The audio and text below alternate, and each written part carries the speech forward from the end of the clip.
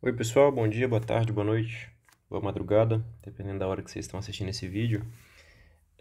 Dando continuidade aos vídeos de suporte aí, no último vídeo nós tínhamos comentado sobre a conversão de racional para dízima periódica e vice-versa, né?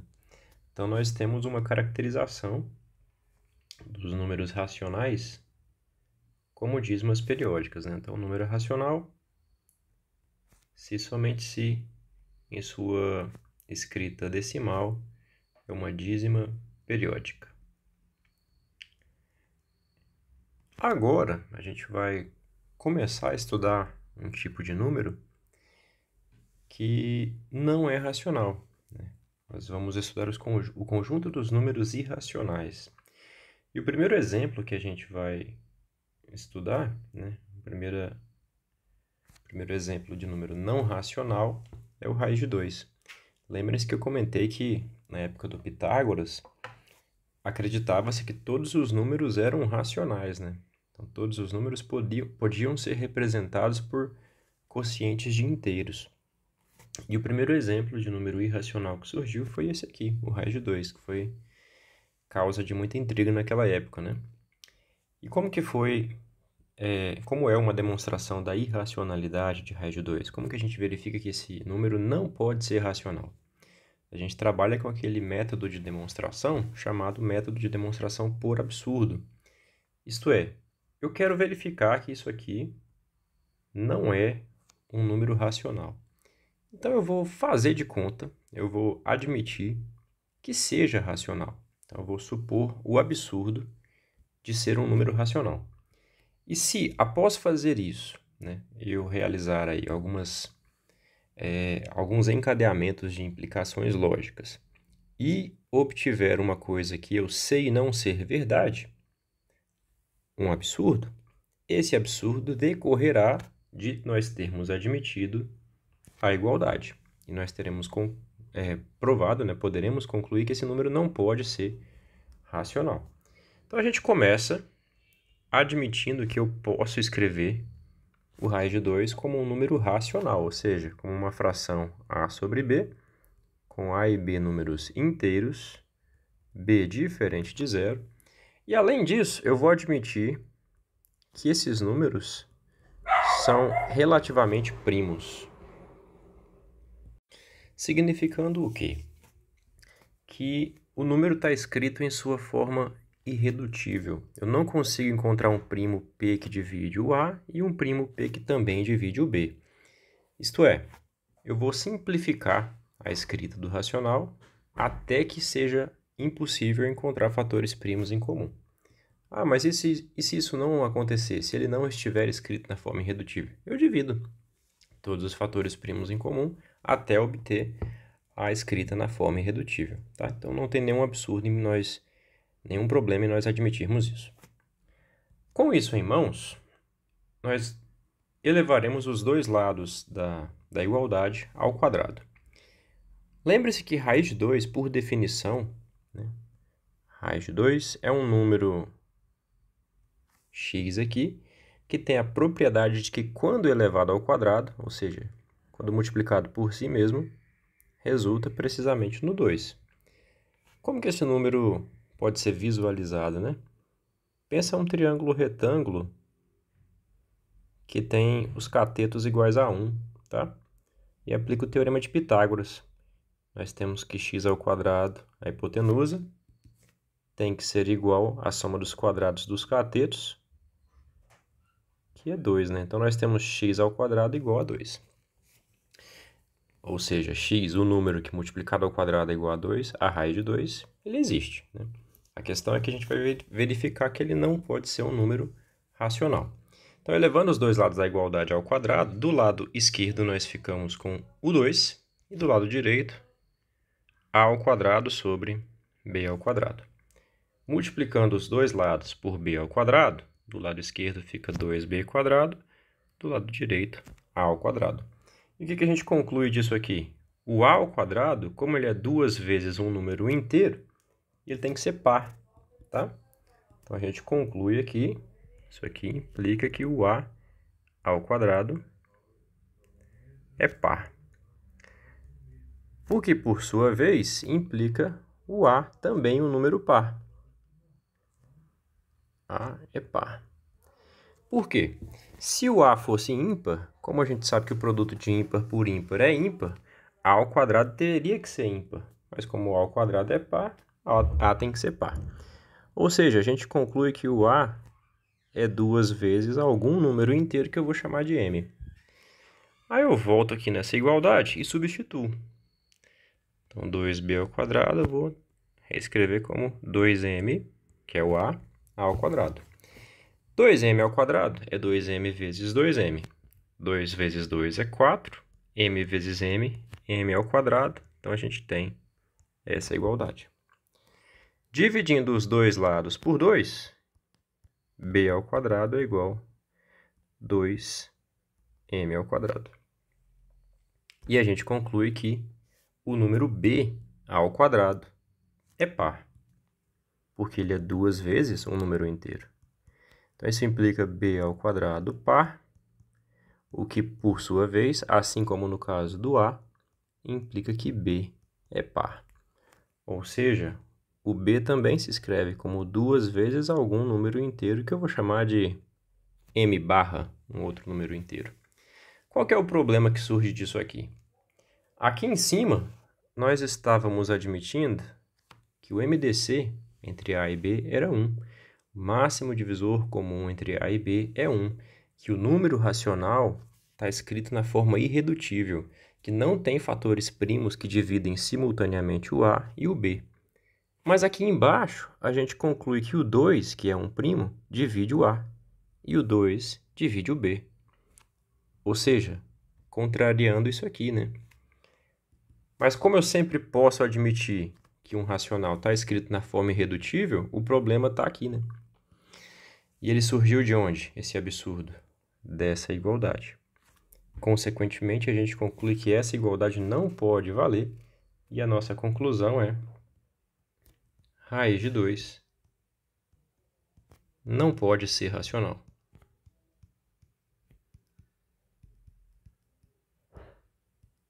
Ele é um número que a gente chama de irracional, tá? Então, a gente conclui que existem números que não são racionais. O conjunto dos números que não são racionais, os números reais... os números que não são racionais serão chamados números irracionais. E a união dos racionais com os irracionais constitui o que a gente chama de números reais. Tá? Então, o conjunto dos números reais, que é representado por essa letra, ele é obtido pela união dos racionais com os irracionais.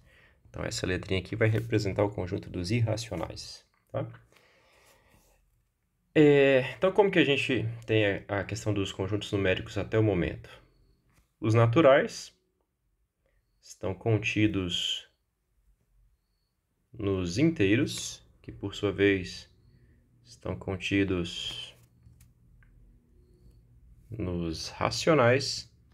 E agora a gente obteve um segundo conjunto, pelo menos um exemplar, né, de um segundo conjunto, que é o conjunto dos números irracionais.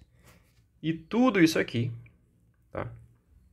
Racionais e inteiros, a gente chama de reais.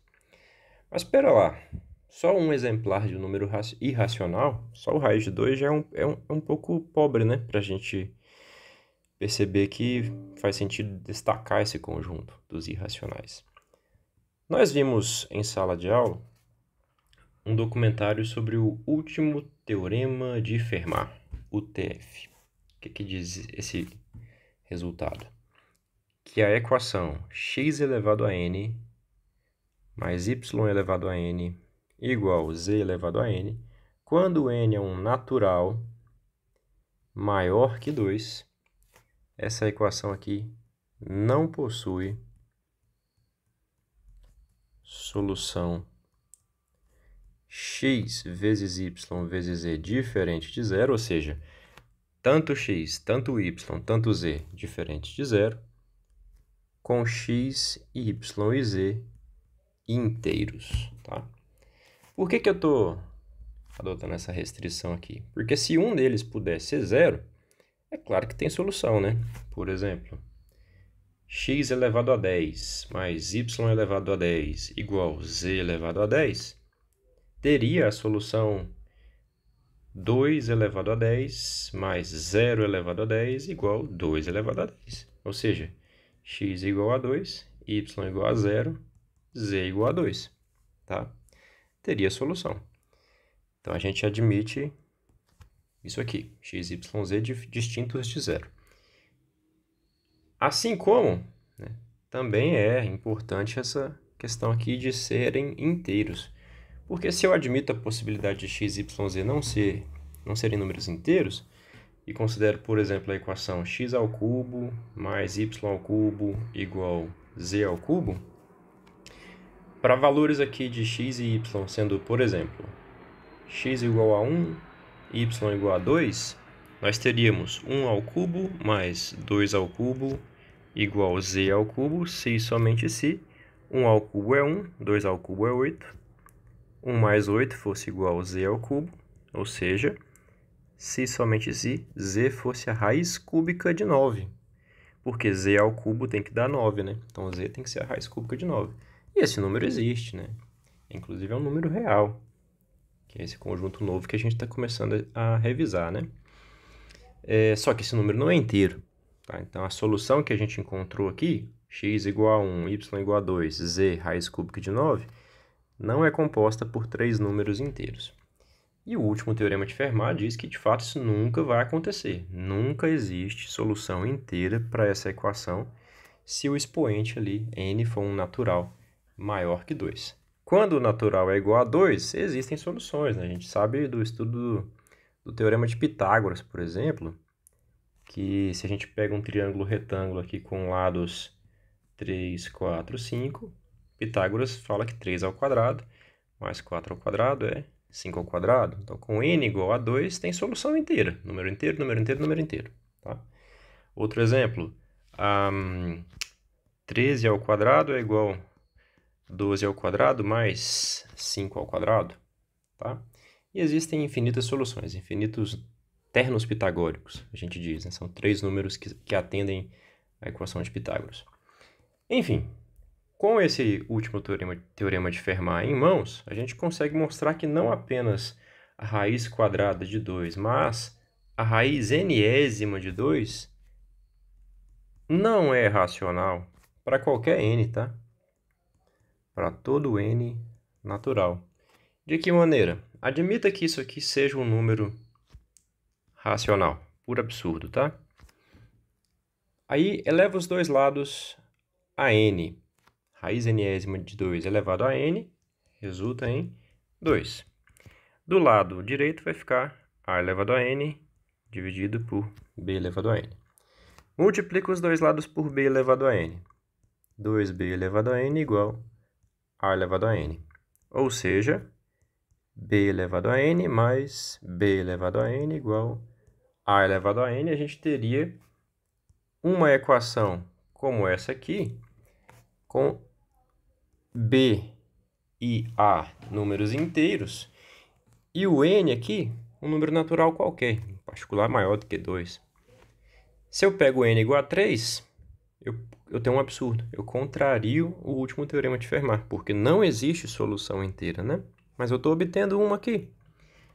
E eu consegui essa solução a partir de quê? A partir de ter admitido que a raiz nésima de 2 era um número racional. Então, para qualquer número natural n, maior do que 1, claro, né? A raiz nésima de 2 é irracional. Então, a gente tem mais aí infinitos exemplos de números irracionais. E essa mesma coisa que a gente fez com a raiz nésima de 2 pode ser utilizada para dar mais uma classe infinita de exemplos de irracionais da seguinte maneira. Pega n maior do que 2. Eu vou usar n igual a 3 só para ilustrar, mas tudo que eu fizer com 3 aqui vale para qualquer número natural maior ou igual a 3, tá? Vamos pegar n igual a 3, então, por exemplo. E vamos considerar a e b inteiros diferentes de 0. E considera c o número a elevado ao cubo mais b elevado ao cubo. Eu afirmo que a raiz cúbica de c não é racional, ou seja, é irracional. De que maneira que a gente prova isso? Admita, por absurdo, que seja racional. Raiz cúbica de c igual... Vou escrever aqui com outras letras, tá? Porque eu já estou usando a e b para escrever o c. Então, admita que seja p sobre q um número racional, com p e q inteiros. Eleva os dois lados ao cubo. Então, a gente vai ter que c se escreve como p sobre q. Ah, desculpa. P elevado a n, p ao cubo, sobre q ao cubo. Porque eu elevei os dois lados ao cubo, né? A raiz cúbica de c se tornou c, p sobre q se tornou p ao cubo sobre q ao cubo. Mas lembre-se que c é a ao cubo mais b ao cubo. Então, multiplica os dois lados por q ao cubo, a gente vai ficar q ao cubo vezes c, que é a ao cubo mais b ao cubo, aqui está o c, igual b ao cubo.